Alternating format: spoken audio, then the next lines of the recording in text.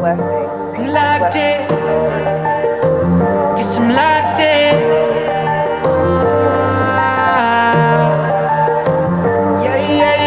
Looking for a piece of mind. I've been trying to redefine life. I can see the signs, world is going to see me shine. Fighting for my soul, say, whipping fast, no brakes.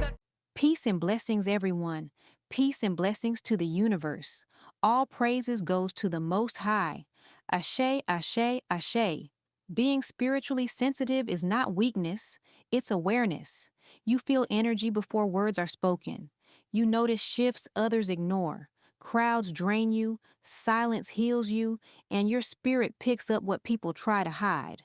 That's why protection, prayer, and peace are important. Not everybody will understand your sensitivity because everybody cannot feel what you feel. Stop apologizing for needing solitude. Stop ignoring your intuition just to make others comfortable. Your spirit was designed to sense beyond the physical. Use discernment, protect your energy, and let God guide your path. I am Queen Ashe. A lot of times when you're sensitive spiritually, you can see through facades. You can see the reality of a situation opposed to what the situation appears to be. So I can tell when somebody has an attitude with me and they're like, no, I don't have an attitude. I'm fine. No, I can tell you have an attitude. I can't explain to you how I know, but I know that I can tell when somebody is in my energy, in my space, that don't really like me like that. Because I'm very sensitive spiritually. I can see through facades. I can see through illusions. And people will try to make you feel like you're overthinking or you overreacting or you doing too much or you thinking too deep into it. No, I'm not thinking too deep into it. I'm just stating what's obvious to me. But because you might not be ready to face that or you might not be ready to tell the truth about it, you gonna deflect and gaslight me. A lot of times too, in other people's defense, they may not even be aware of how they're coming off. A lot of times people are operating from the subconscious point of view, from their subconscious mind. So a lot of times that's why people are not aware of what they're doing or how they're coming off or how they speak or how that, how their energy is perceived. Some people are not aware because they're literally operating and living their life through the subconscious mind. They're not conscious of it. So sometimes I probably can see things that you may not even know that you're doing. You may not even know that this is the energy that you're exuding because it's in your subconscious. But I'm not tripping. I'm sorry. I'm not tripping. And for my people that are spiritually sensitive, you got to watch for that. You know what I'm saying? Because people will try to get into your mind and make you think that you're tripping or you're overthinking or you're overreacting because they don't want to be honest about what they really feel and what they really think. And when you call it out, you automatically become the problem. You automatically become the issue. Could you be wrong sometimes? Of course. Could you be overthinking sometimes? Maybe. But majority of the time, you're not. Things I do as a spiritually sensitive person that people probably think are weird. I don't eat from everyone. I'm sorry, I just don't. Especially if your energy feels off. I had this coworker and she would always bake treats for the staff. And I swear to y'all, the staff was blindly loyal to her. I'm talking about she'd be spewing like nonsense and insanities and everyone would just follow along with everything that she said. I'm not even kidding. And I stopped eating her food. I started to see her clearly and that's exactly when we fell out. So you make it make sense. Another thing, the minute somebody's energy is weird or off with me, I completely disconnect immediately. No explanation, no dramatic goodbye, no more forcing a season that should have already passed. I'm really sensitive to energy. So I've learned that protecting my peace is healthier than constantly trying to fix energy with people who drain me. It's just not worth it. Also, I don't let everyone touch me. Yes, after certain interactions, I sage. I sage my space, myself, the air around me. I'm just constantly cleaning up energy that is not mine to keep. Call me dramatic if you want, but some of us can physically feel energy when it's still in the room, especially energy that's not good. Honestly, the older I get, the more I've learned to trust my body instead of just trusting people's words. Most empaths don't even realize that they are an empath. They think that they're just tired or moody or drained after being around people, but it's way deeper than that. Here are 5 signs that you are an empath. Number 1, you can walk into a room and feel something is off. Even if no one says a word, you pick up on the energy and the emotions without even trying. You just know. Number 2, You need time alone. Not because you hate people, but because their energy sticks to you. And you need space to kind of figure things out, which feelings are yours and not yours. Number 3, you've been called too sensitive for your whole life. But it's not that you're emotional. You just notice more. You feel more. You carry more. Number 4, people randomly open up to you. Strangers tell you their life story in the grocery store. Friends come to you when things get serious because your presence feels safe. And your spirit feels like a home to them. Number 5, you're easily overwhelmed, especially in crowds or chaotic spaces. Loud energy makes your body tighten up, and when it's too much going on, you tend to shut down or leave without knowing why. This is spiritual, and if no one has ever trained your imagination, you'll confuse emotional overload with reality, and you'll struggle to find peace. This is why I created the Imagination mini course for empaths, and also the ebook, A Piece Called Love. The course trains your mind as an empath. This is specifically for you as an empath. I'm teaching you in the course. The ebook restores your peace. This ebook will redirect you spiritually. Together, they help empaths finally understand how to live completely. So where do you feel the energy most? Your chest, your head, your hands, your stomach? Drop it in the comment section. Let's see how your body has been trying to speak to you. If you've ever walked into a room and felt like the energy hit you even before the moment starts, take a deep breath because this one is definitely for you. Some people don't realize how spiritually tuned in they really are. You can feel tension without a word being spoken. You can feel peace before anyone even smiles. You can sense when something is off clearly long before it's in front of you. It's not anxiety. It's not overthinking. It's intuition. That's awareness. That's your spirit doing the job it was born to do.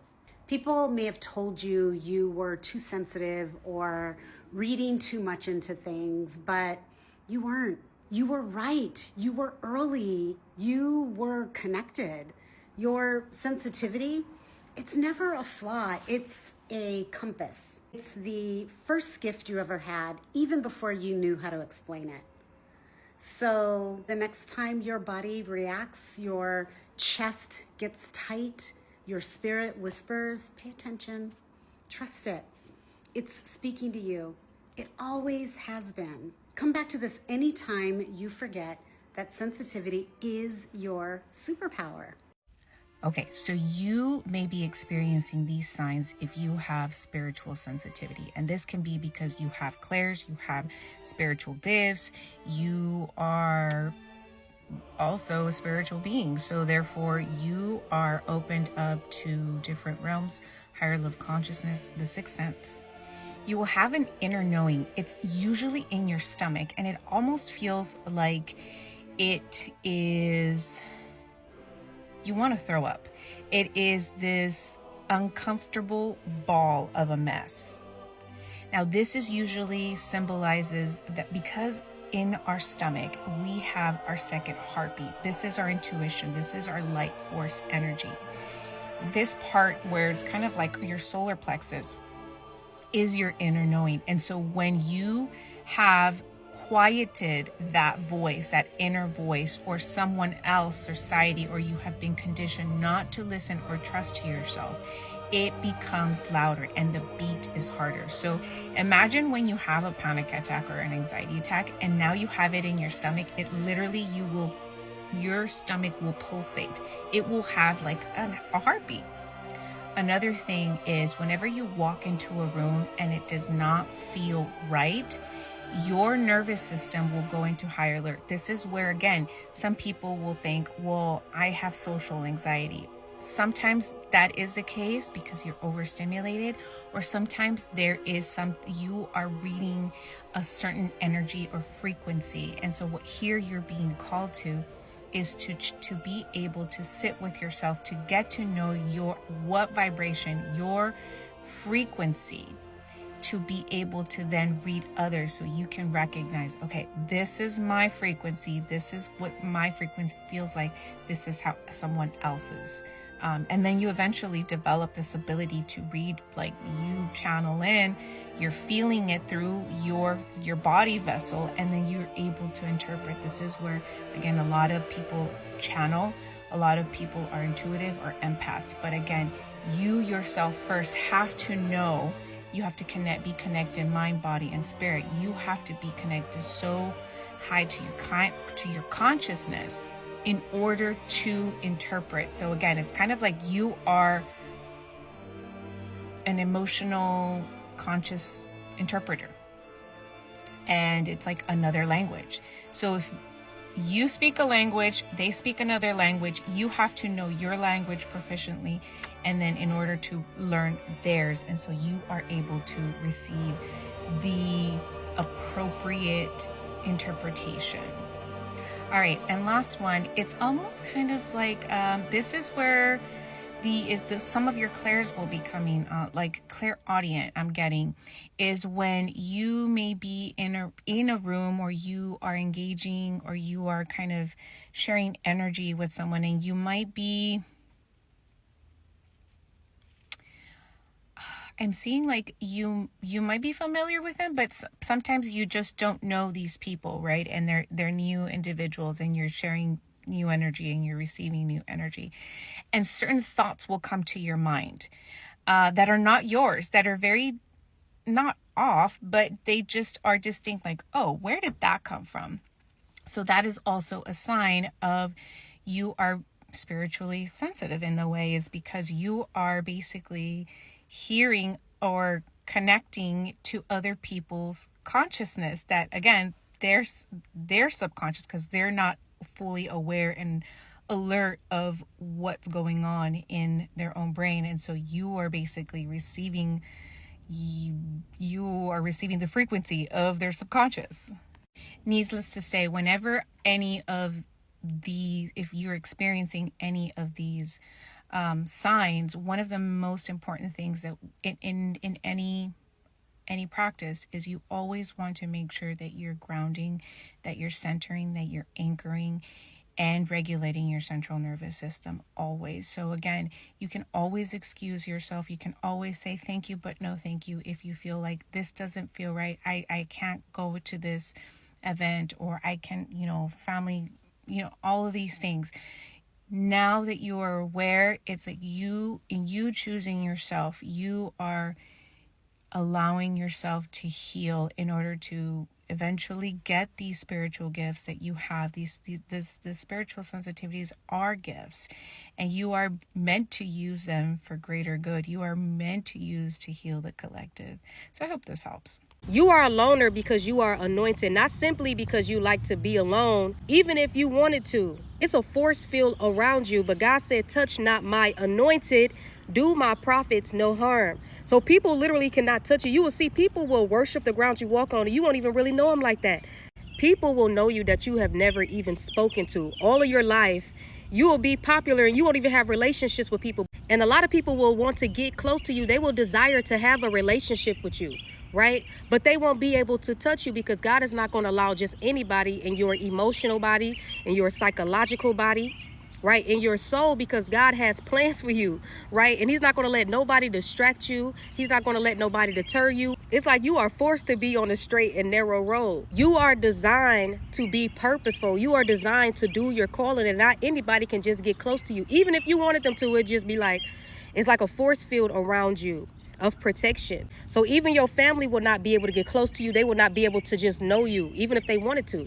It's no coincidence that you are a loner, but you are very creative. It's no coincidence that you are a loner and you can sense things in the spirit. You can see things that a lot of people cannot see in the spirit. You are protected because you have a very important call over your life and you have a very important mission, but you are not just alone because, you know, you are loved by people that have never even gotten a hug from you. I mean, the love won't even be explainable, but also the hate won't be explainable. The hate that you will experience when you a loner that won't make sense because you don't bother nobody. They will hate you because they cannot get close to you, because they can't touch you, because they can't destroy you.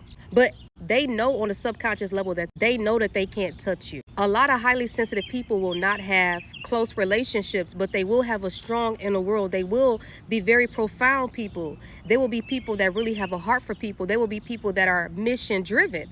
And not just anybody will be able to get close to them. And that's because that's God's design. And I'm not talking about people that be loners because they weirdos.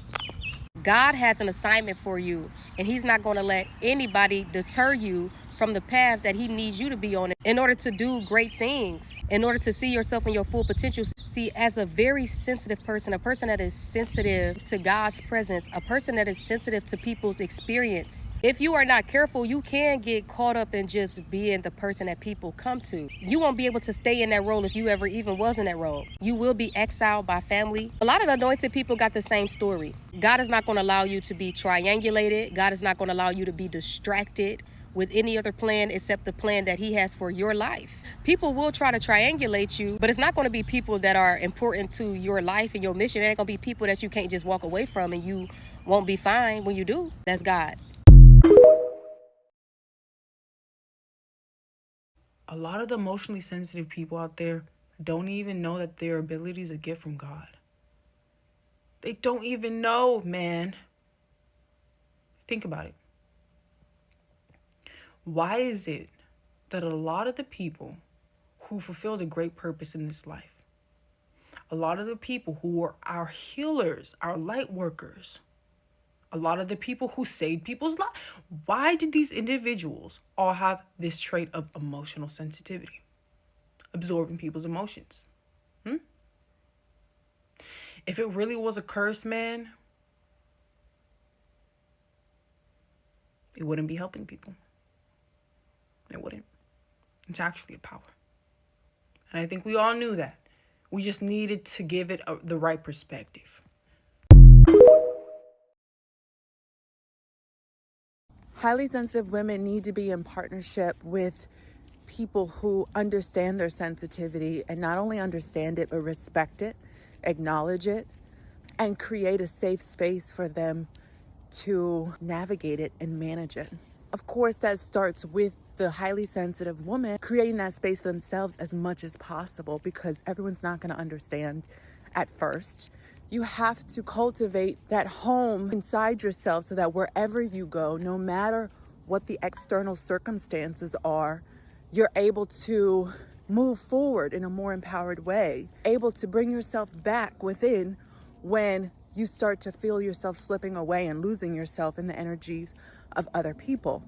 So important for highly sensitive women to cultivate a life that is filled with ways for them to express themselves creatively, be able to have that time and space where they can reset in silence away from the noise of others, to be in community where they respect that and understand that and support it, in addition to having a partner who is in that energy of protection and provision.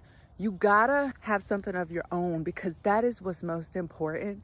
You have to know yourself and you have to have a strong sense of self so you don't become codependent.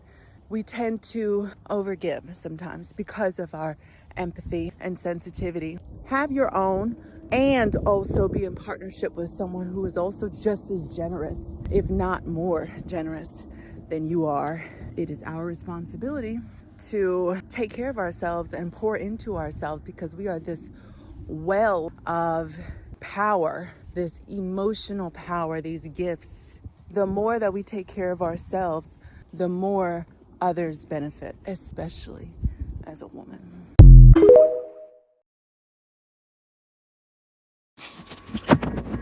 Spiritually gifted people have a huge responsibility in life. Now, What is this responsibility? Their responsibility is high sensitivity. Now, they are sensitive to their environment. They are sensitive to the patterns. They have high pattern recognition. They are sensitive to the communication of the cosmic arena, right? Because the cosmic arena is a box of information. It is not only a box of information, there is a lot of interaction going on in that field. We living in it, as we call it, reality, it also speaks to us daily. And each time it speaks, we get the signal, right? And then it can come to us as a dream, thoughts. We can see it in other people's life, right? We can sense it. And spiritually gifted people have a high voltage of this sensitivity. So this is why they have huge responsibility whenever it comes to, answering their call. Sometimes it becomes chaotic because you are seeing patterns, the same pattern in different shape and form, and you already know what it is, or you are trying to read meaning to it. And the more you try to read meaning to it, the more you see the patterns, different shape and in different form. And this is as a result of seeing the universe for what it is, right? So yes, I'm coming to tell the chosen ones, the spiritually gifted people, that your sensitivity is not madness. Your sensitivity is not you are out of point. It is just a whole lot of difference between your frequency and what you vibrate on and the frequency of others who does not vibrate in this certain frequency that you carry, right? So when people now begin to say, it be like saying he had no correct though, it's okay. But as long as you are okay and you understand what the kind of pattern you see and it makes sense to you, keep going in that direction, right? Because when you begin to want to be to fit into the narrative of others, or want to look or act normal, this is where the problem lies. And before I forget, I want to say this: most of you, as a spiritually gifted being, it is in your chart, and you must have had maybe 22, 11, 33, 44, sometimes 55 as a master number in your whole chart, whether it be life path, soul urge number, destiny number, personality number, however you want to call it, right? You might have this particular this number in your chart.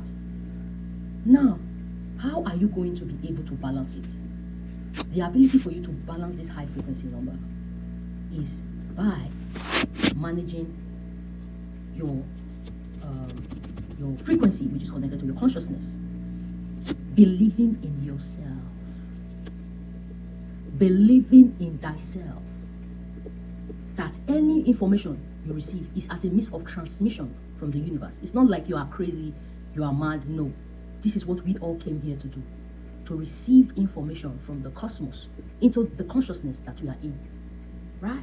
So trying to make yourself look normal in people who vibrate on a certain frequency that is not as high as yours is the problem that we find ourselves. And then we begin to have internal chaos, we begin to fight. Are you sure I'm okay? Are you sure I'm not going crazy? He said I am not in line. You are fully in alignment with yourself. Now, I'll drop this here before I forget. You see, there are some of us. Okay, first and foremost, let me say this. You see, the word is okay. We have different types of collectives, right? They come in archetypes. They come as archetypes. Archetypes as in healer, some as teachers, some as messiahs, some as magicians, right? And all of these archetypes, they have almost similar stories, right? Now there are some souls that are channelers. Now, in this sense, some of these channelers, they live in other people's experience. So let me just say that they are like a cosmic investigator, right? So they will find themselves in a certain situation to find out the truth of it. So when these certain archetypes are in this collective force or situation or chaos, what was it? And then you as a spiritual investigator, you will be in that shoe, you will be in that experience to find the particular problem in that particular archetypes or collective, right? Just as channeler can channel into other people's energy to know what they feel, to feel what they feel, so also these certain beings, cosmic investigators also, will be in that situation to find out what was happening, right? So yes, this is how the universe speaks in experience. It speaks through dreams. It speaks through, energetic frequency. The transmission never ends, right? So yes, so when you are vibrating on this frequency, that is what you are called to do. That is your embodiment. You can't run away from it. And I'm talking to the 11s most of the time, because if you have any 11 in your chart, it must weigh you down because it's a heavy number, right? And at the end of the day, always believe in yourself. And if you also have 7 in your chart and 9 as well, these are also single numbers which have the same frequency as master numbers, right? So yes, what I'm coming here to tell you guys, you are not crazy. It's just that you are seeing patterns and you already see where it's headed, right? And you see the same patterns in different shape. Now I'm going to tell you about how patterns work. Have you ever seen a sunflower? Now, how many of you know that sunflower have different shades, different types, different species, yet they are all called sunflower? And this is how we see patterns. This is how we recognize patterns. In different shape, but the same thing, right? It has different color, yet it's the same thing. And this is how the universe speaks. And when some of us now begin to see this pattern for what it is different from the normal consciousness. And when I mean normal consciousness, these are consciousness who just vibrate on a certain level. It does not make them less of anything, no. It's just that they are not meant to experience your own kind of experience, right? Because your own experience is summed up to your mission. It's tied up to your mission. That is what you came to life to do. Receiving information through sensitivity. You are transmitting it through energetic frequency. You are, interpreting it, trying to find meaning to this information that you are receiving. Yes, it's going to be chaotic and people are going to think that you are crazy. No, you are not crazy. You are just transmitting on a different frequency, adding that information to your consciousness, trying to find meaning to it, and, make it into form. Because this information you are getting, they are all matters. And in other words, trying to make meaning out of it and then bring it out into form is why you are sensitive, because you have to feel it before you can give it a name, right? So I don't know the certain collective I am talking to today, but just know that you are not crazy. Whatever you are feeling is as a result of receiving information that you have to make meaning of. So when you are in this certain situation, even if it is chaotic, all you have to do is relax and breathe. You'll begin to find the information. Most of the time, the situation is not even yours. It is someone else's situation you are going through, just to find meaning to what it is. So all you have to do is take a deep breath, breathe, and then begin to find meaning. Because even in chaos, there is always a meaningful thing to take out of it. So yes, this is how the universe speaks, right? So have a lovely day. Yeah.